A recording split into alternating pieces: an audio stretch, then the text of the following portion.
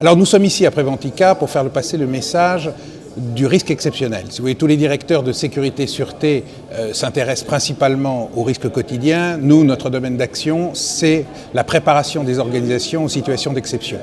Dans ce cadre, si vous voulez, nous avons trois choses à faire valoir. D'une part, le Haut Comité français pour la défense civile est une plateforme d'échange entre les différents acteurs. Donc c'est une source d'information, d'échange et de travail entre les différents acteurs. Le deuxième point, c'est les parties de formation, puisque nous sommes, je dirais, providers de formation longue et courte en matière de gestion de crise, de continuité d'activité, puis d'autres formations un peu plus pointues sur le domaine du risque ou de la menace terroriste ou de certains types de risques.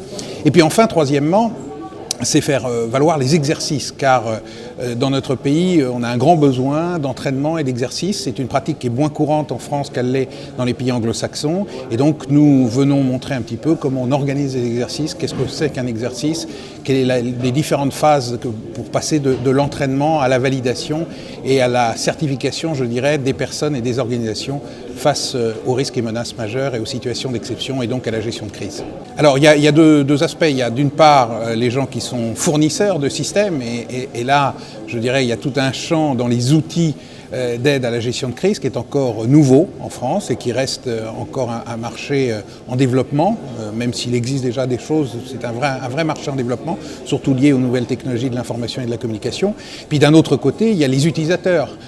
On voit très clairement qu'aujourd'hui, les salles de gestion de crise sont assez pauvres en outils et qu'il y a des besoins absolument importants à faire valoir dans les domaines de l'alerte, de la gestion des situations d'urgence, de la situation de post-crise et de la continuité d'activité. Donc il y a tout un champ, si vous voulez, à la fois en amont et en aval, si j'ose dire, pour l'industrie fournisseur et pour l'industrie consommateur, mais pas seulement l'industrie, également les pouvoirs publics, les collectivités territoriales, dans ce champ de la gestion de crise et de la continuité d'activité.